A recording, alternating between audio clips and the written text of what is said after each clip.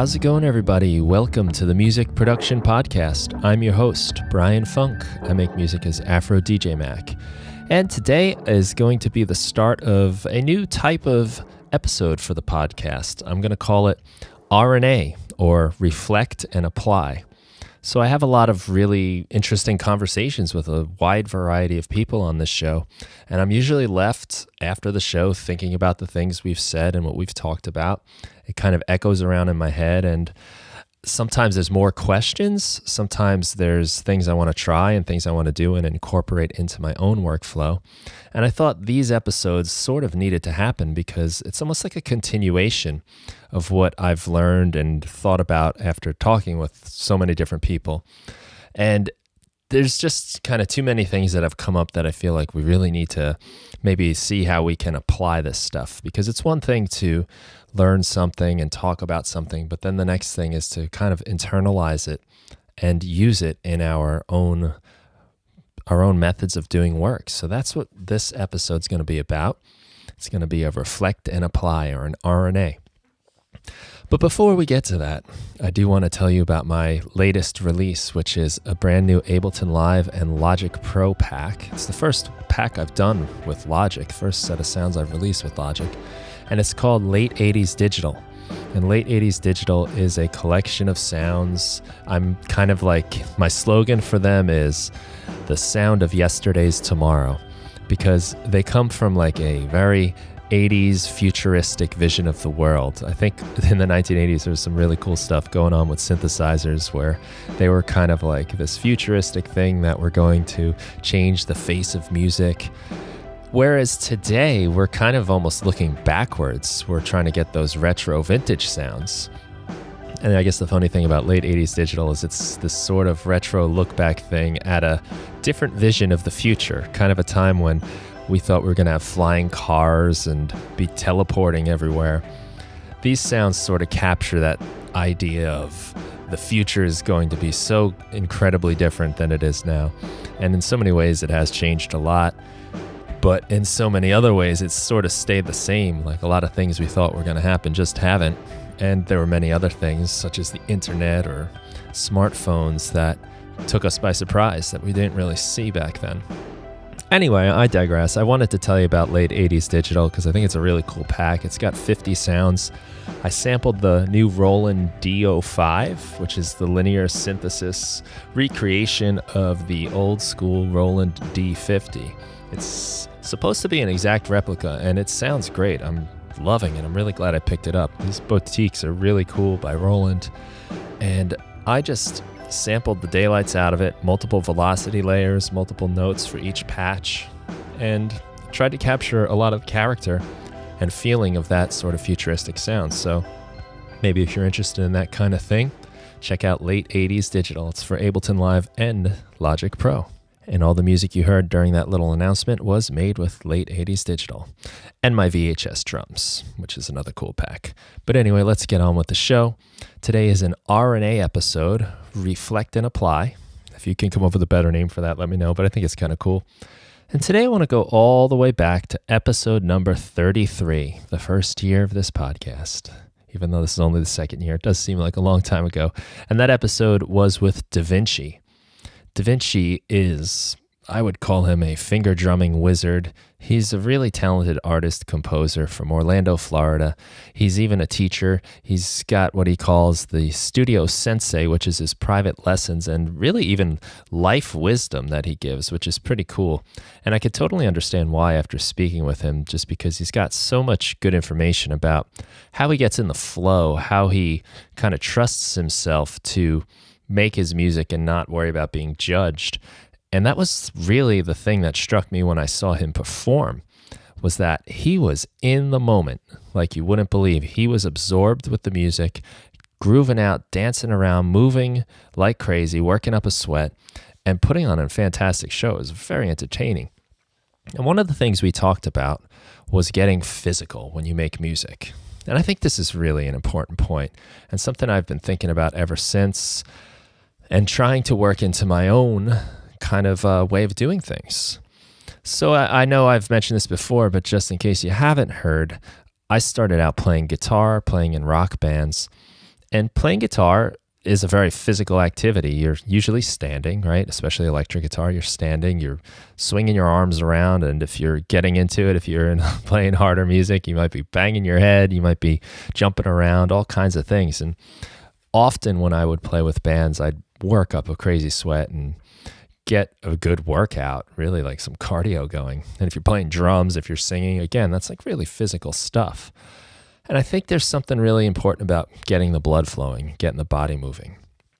Kind of a weird thing that I say to people when they ask me about important pieces of gear I have, I tell them a table, like a table to set up my stuff on. So when I'm doing my electronic stuff, I have this table. It's made by a company called Grundorf, and it's just a DJ table, I guess, with adjustable legs, and it goes up pretty high to like countertop height, almost like a bar, say, not a regular table. For me, this was really important because when I would set up on kind of your normal table, I'd always have to hunch over. And I'm pretty tall, I'm 6'3", so that's like tiring on your body. And getting the table really helped me be more comfortable when I play and when I make my music. So it's a weird thing to say that it is a useful piece of gear, but it ties in with the story about how it helps me make my music. Now, if you are making music on a computer, a lot of times you're sitting down in a chair in this stagnant position. You've really got a very low energy level. Your heart rate's probably pretty low. And it's very easy to just kind of get this like lazy feeling going. And I think it's really important not to have that, not to do that all the time, to get your body moving a little bit. And I think a lot of music is about the beat and about how it moves you. And it's kind of hard to really move and get into it when you're sitting in a chair, clicking on a mouse and typing in things on a, QWERTY keyboard. So I want to talk about what we can do and why it's so important. I think there's a huge connection between the mind and the body. I mean, in fact, I don't even see it as a separation. Everyone thinks body and mind, but really your mind is part of your body. Your brain is part of your body, and it requires oxygen and blood flow. And we really get our blood flowing when we move our body. It's extremely important. So let's talk about some things we can do to get the body moving, get the blood flowing, and make that body-mind connection happen and work for us a little bit. First thing I would say is when you're making music, or even before you make music, do a little exercise. Get the blood flowing, right? So this could be like just some jumping jacks or something, or run around a little bit. Make something happen where you're physically excited so that you can actually put yourself into your music. I think going into making music when you're tired and worn out or you're not loose is almost always a guaranteed failure for me. I wind up avoiding the task quite a bit. I go on the internet. I do all sorts of other things just because I'm not really there. I'm not energized enough. So I recommend, honestly, getting some sort of situation, maybe a standing desk or a table where you can stand and move around. And this is especially important if you're doing the kind of music that involves making people move. So if you're doing dance music, for instance, one of the best ways to find out if your music is working on that level and will make people dance is to try to dance to it. I think it's kind of ironic if we picture someone making exciting dance music or, hard rock music sitting in a chair. It doesn't make sense. It's not congruent with what you're trying to do, and you're not in that right mindset. So often we can kind of work on tracks that don't really have very good grooves because we aren't in a situation where we're testing it out like you would be if you were dancing around. There's a really good episode of Ableton's video series called One Thing. It's with Daedalus. He's an artist that says you should be moving around while you're making music. He talks about dancing all silly in his room when he's making music. There's some fun footage of him doing just that during the video. And I think it's allowing you to feel the way the music is working, whether or not it is working. It's the first test. I mean, if you can't dance to what you're making, then you're not making dance music that's going to be successful. If you can't feel it, how are the people listening to it going to feel it when you release the track? You need to make sure it works for you on your own, in your own space. I think there's some other fun advantages too of doing this by moving around the room, dancing around, whatever. Sometimes you get a different feel for what the mix sounds like. While you're moving around the room, you're not in that sort of sweet spot of your monitors. You're supposed to have this like equilateral triangle where your head is one of the points and each monitor is another 2 points of the triangle. Get out of that sweet spot and just listen to how the music plays as it bounces off the walls and off the ceiling and off your furniture. It might reveal some things about your mix that you didn't notice otherwise. To that point, I even recommend listening to your tracks from a different room. Like walk out of the room and hear what it sounds like down the hallway or something. Again, you might notice something that jumps out of the mix that needs a little taming or something that gets lost that you might want to reconsider your mix for. I've definitely improved my mixes by listening in very wrong ways, not sitting in the right sweet spot, but just kind of moving around. And to that point too, try listening to your music while you're doing other things. Maybe while you're doing your chores, while you're washing the dishes or something, have your music going. So you're not completely listening to it. You do have it on, you're listening, but you're sort of distracted. You're not focusing as much. Much like how probably most people will listen. They won't be listening for every little tiny detail, making sure everything's sitting exactly the way it is, and listening and waiting for each little element to come in and out of the mix like you will be, because you are so connected to your own music. By doing other things, you get a feel for how the music works when you're just kind of letting it happen around you and you're not focusing on it. That's kind of important. Also, something you can do to make your music making a little more physical. Try thinking about like using musical instruments, whether it's MIDI controllers or whatever, but something that you're actually moving with. I just think when you're making music with a mouse and a keyboard, it's so similar to doing work that you can kind of lose the feeling of your music and not get in the vibe. And I sometimes like really detailed editing for me gets a little boring and I lose my motivation just because I'm clicking and dragging and doing these little tiny movements with my fingers and the physicalness is gone. Physicality is gone. So maybe do some mapping, set up some MIDI controllers, map them to do certain tasks. You got faders, you got knobs, keys, whatever, pads, it doesn't really matter. But at least now what you're doing feels a little more physical and it's a little more like playing an instrument and a lot less like doing any kind of boring desk work, for example. When DiViNCi talks about physical movement in his music making, one of the places he draws from is the martial arts. And the martial arts is really an interesting example, in my opinion, because you're doing something very physical, but it's also very mental too. You're thinking about techniques and you're reacting to an opponent and you're trying to decide how to move your body. And it's the kind of thing you can study forever. You can read books, you can watch DVDs, but you just don't learn it until you do it. There's no way you're going to master any martial art unless you do it. There's also the thinking part too that comes in. There's this connection you have to make. And a lot of times the thinking is very forced in the beginning, but as your training continues, it starts to become more and more automatic. I think we can apply that to music as well.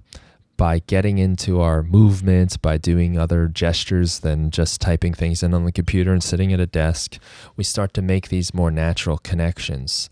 And tasks you do musically become more just natural movements of your body.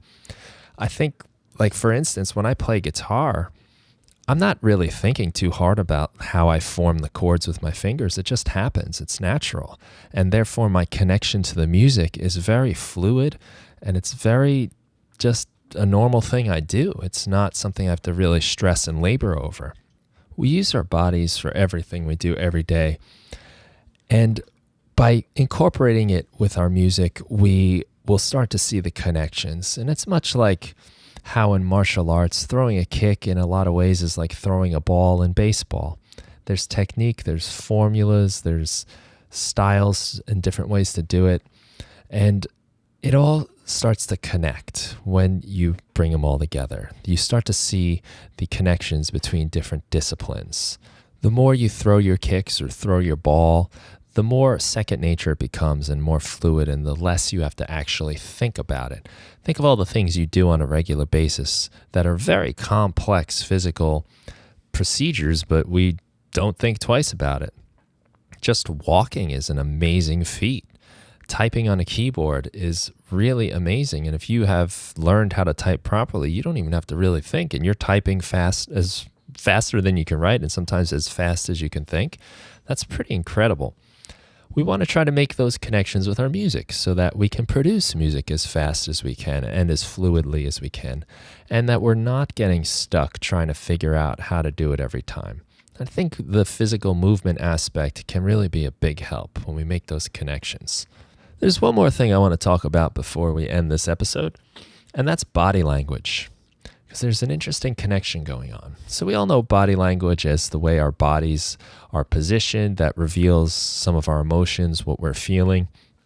And they say when people speak that the actual words they say really only comprise about something like 30% of the meaning, maybe more, maybe less. Who knows how they calculate this? But the point is, the actual words we say is really only a small percentage of what makes our meaning. The other percentages come from our body language, how we're positioned, what we're doing with our body, and our tone of voice. So if we change those, we get a much different meaning out of it. I had a great teacher that used the example of the old Meineke or Midas commercials about mufflers. The old slogan was, "I'm not going to pay a lot for that muffler." And if you just say those words, "I'm not going to pay a lot for that muffler," it means whatever, but depending on the tone of voice we use, it changes quite a bit. "I'm not going to pay a lot for that muffler," meaning like I won't pay that much, but maybe some other idiot will. "I'm not going to pay a lot for that muffler." It emphasizes the not and the absolutely will not pay that. "I'm not going to pay a lot for that muffler," meaning I don't want that muffler, but maybe a different one I'll pay a lot for. And so on and so forth. And you go through this, and you could also play around with the body language. For instance, if the person is behind the counter, on the other end of the counter, and they say this, it means one thing. But if they get close with their face, right in the face of the other person, and they're yelling or they're whispering, it changes the meaning a lot. So anyway, we know body language as this reflection of how a person is feeling. We can tell if someone's uncomfortable, happy, shy, or upset just by their body. But what the people that study this stuff have also found is that body language is not a one-way street. So yeah, it reflects how we're feeling, but we can also affect how we feel by changing our body language. And you could try this out. Walk around tomorrow with the biggest smile on your face, like you're having the best day of your life. Act that way. When you see people, greet them with open greetings, warm, welcoming, and you can't help but feel that way. I mean, even just sitting in your chair right now or wherever you are listening to this podcast, crack a smile. It's hard not to feel like a little bit of a warmth, a little kind of relief when you do that, compared to if you make your face real angry and try to act. Take the posture of someone that's angry, squeeze your fists, furrow your brow, frown or whatever, grit your teeth. And you start to feel that tension of anger, and your body reflects that and gets that into your head. This stuff is so hardwired into us over all our years of evolution that it's become a two-way street. So we can manipulate it. We can change the way we feel to some degree by changing our body language. And this connects to what I'm talking about with getting physical with music, in that you can kind of psych yourself up for making music by using your body. When you're not feeling something, groove out to what it is, dance a little, move around.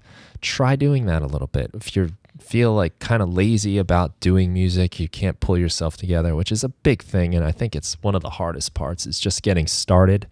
Try moving the body, put on some loud music, dance around, get yourself inspired, kind of force it on yourself. And it's pretty amazing how easily we are able to manipulate ourselves by doing things like this. It can really take us out of a bad mood or a little slump that we might be going through if we use our body.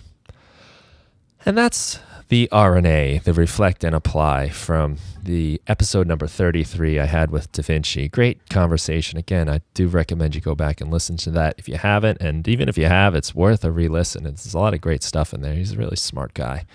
He's making great music and he's got it down. He knows what he's talking about. So as you go on in your next adventure, think about that. Think about getting physical as you make music and working your body. Get the mind-body connection going, because it is a connection. They're not separate things. Your brain is your body. It's part of you. So treat it that way and get it moving just the way you would get your body moving. And that will help you to create and express yourselves with your music. So thank you very much for listening. I hope you enjoyed this episode. I got a bunch of ideas planned, and I'm sure as I speak to people, there's a lot of cool things to talk about based on what they said and how we can apply all that to what we're doing here. So we can all find ourselves making better music and making the world a much better place to listen to. Thanks a lot for listening again. My name is Brian Funk. I make music as AfroDJMac. Check out my site, AfroDJMac.com, and have yourself a great day.